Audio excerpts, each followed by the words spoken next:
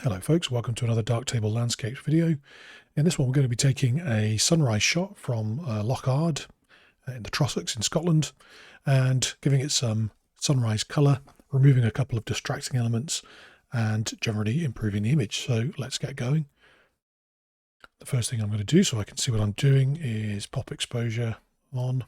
It's not on by default for some DNG files that I've got, so I'm just going to pop that on and probably increase it a fair amount. Probably come back to this and tweak later on because we'll be doing some contrast adjustments and so on and so forth. Let's do lens correction. It's fine. And I suspect that we're also going to probably have a bit of chromatic aberration, especially by the time we've worked things heavily. So let's go for chromatic aberration as well. There we go.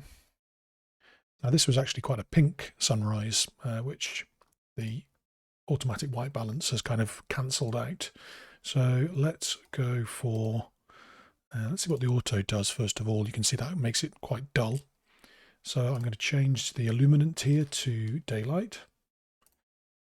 And I'm going to drag my slider way up just to return some of that pink to proceedings. Okay. And let's have a look at color balance RGB. So this is where we'll fix our overexposure in the highlights. So let's drag them down. Boost our shadows a little bit. We want lots of vibrance. It was a colourful morning. A bit more contrast. Let's go for some extra chroma as well. And we'll just do our normal kind of stepped perceptual saturation grading. Be a slight brilliance boost. See how we go there. Okay.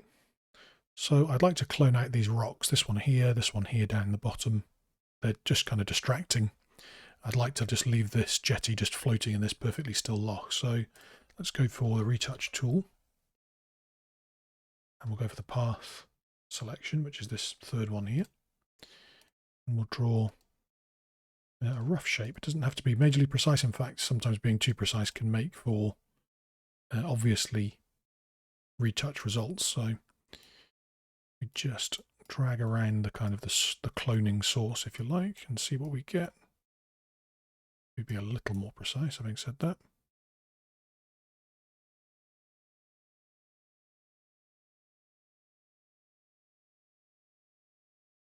Let's see. It's always easy to overthink retouching because obviously you're staring at the thing that you've just removed and you can see it blindingly obviously that something used to be there that wasn't, but someone who's never seen this image before isn't looking for this kind of thing. You'll probably find will not see it. Let's pull that in from that edge so it's not going to clone the edge of the image out. Maybe give it some more this side.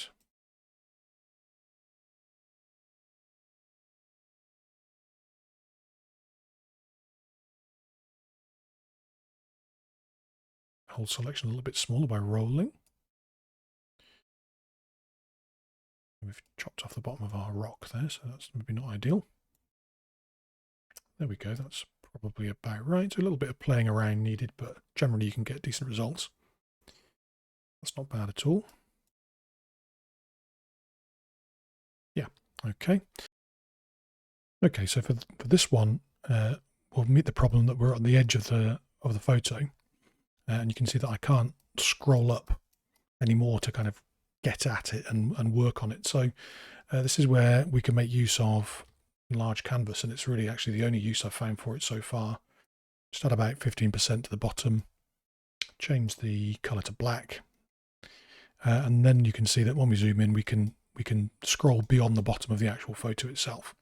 So now we can go back to retouch and we can grab another tool.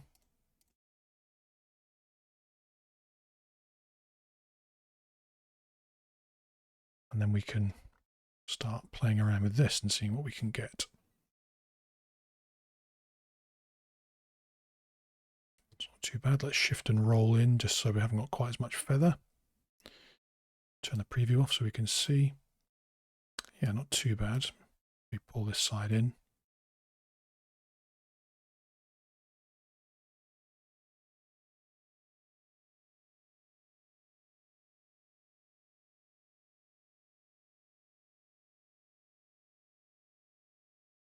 Looking a little bit obvious there. Let's try actually pulling these out and seeing if we can get a more natural result. I'm going to be cloning in black here, so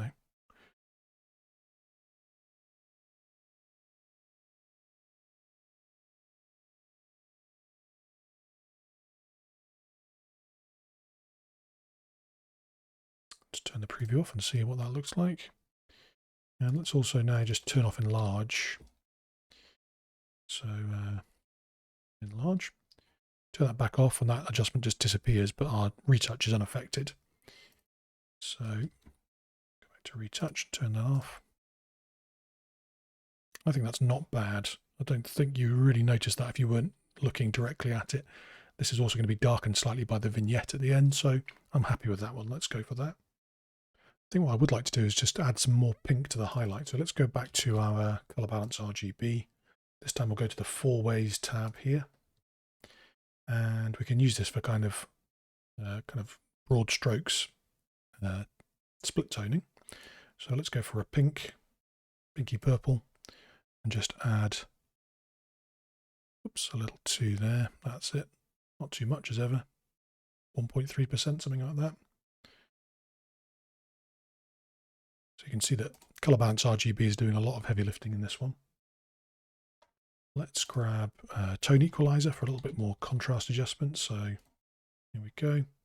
Masking tab, click the 2 magic ones, and then you'll find you've got a usable curve to adjust. So I like to hover over the area in the image that I want to adjust, and then I can just roll the mouse wheel up or down to make it darker or lighter. I want to darken this corner quite a bit and boost the glow in the sky until I'm just avoiding clipping up here. Get that glow. Now perhaps a little dark in the jetty itself. That's pretty good. Now we'll go for a clarity boost, so contrast equalizer, and roll your mouse wheel down until the area of effect is bigger than the graph, and then just drag the whole thing up. I don't want to add too much clarity because obviously this is a misty kind of dreamy image, but just pulling out a little bit of contrast. There we go. And let's have a look. Let's go back to our color balance RGB and just have a tweak. Drop our highlights maybe a tad more. A little bit more saturation, I think. Let's go for color in this one.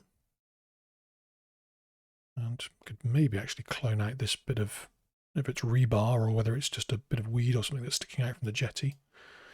So let's go back to retouch. We'll try and do quite a fine retouch on this one. Shouldn't be too bad because it's only small, but as you can see, the feathering area kind of grabbed a lot of the jetty there. So if you hold shift and roll your mouse wheel down, I'm pulling in the feathering. Again, there's a touch of blur there. Let's maybe just tweak this point out a touch, just so it doesn't look weird. But again, if you're not looking for it, I don't think you'd see it. Maybe you would. Depends on how picky you are.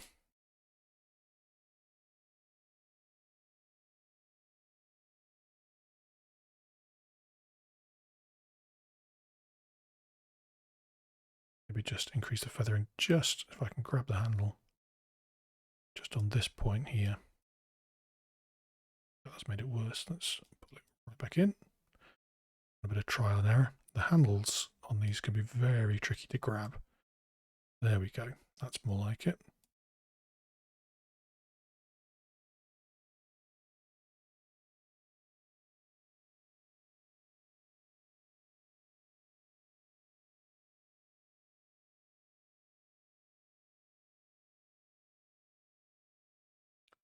Let's have a look at that. Normal viewing sizes. Yeah, I think that's pretty much unnoticeable if you weren't staring at it. Of course, I do also need to remove the reflection of it.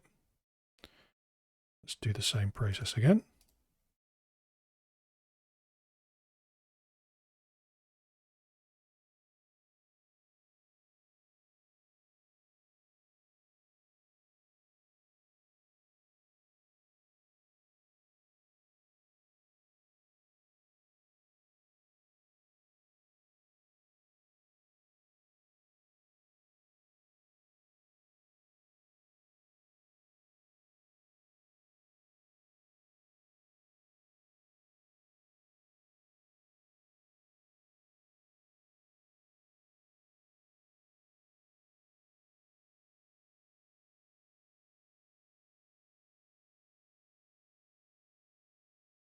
Okay, bit of fine tuning. Yeah, that's fine.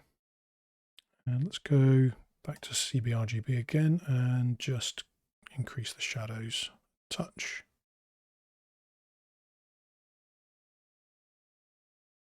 Yeah, that's better. Okay, let's pop a vignette on. So exposure. There is a vignetting module, which you can see here, but the results I tend to find are just nicer with exposure. So I'll make a new instance of that by right-clicking, and then we'll use an elliptical mask. And then we will flip it by clicking this minus plus, the toggle polarity of drawn mask. So now our vignette's affecting everything outside this oval, this ellipse. And feathering's pretty good for now. Let's see. So we'll zoom back out. Drop our exposure.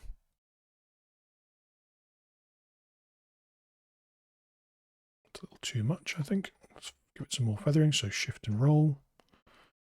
And also add some feathering, which softens off the whole effect as well.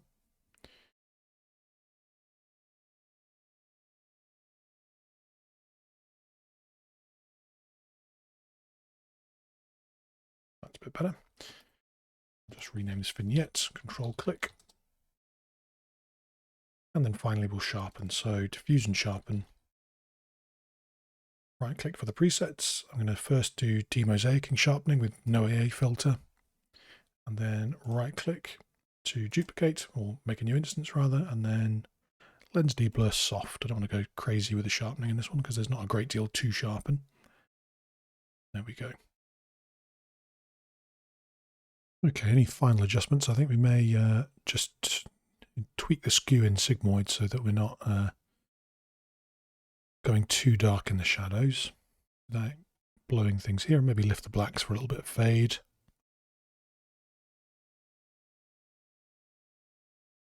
There we go. Incidentally, as someone commented on one of my other videos recently, that fade is essentially a kind of a digital replication of ink soaking into paper. So if you were doing this for print, generally you wouldn't also fade the blacks because the paper would take care of that for you. But as this is going to be kind of viewed mainly digitally, I'm adding that slight fade effect in. Yeah, and I think that's pretty much it. Okay, so here's our before and after, quite blue, obviously very underexposed. And we've pulled all that data out, removed those distracting rocks pretty seamlessly, not bad at all. As like I say, if you weren't really looking for it, you probably wouldn't notice it. And restored some of that pinky sunlight colour that you do get a hint of in the actual raw, especially in the clouds here. But on the day it was very pink indeed, a real stunner of a morning. And all for a 2-minute walk from the car over a lawn and down to the side of the loch. One of the best locations for a still morning, probably in Scotland, I would think. So there's our finished image. Thanks as ever for watching. Do like and subscribe if you haven't already, and I will catch you on the next one.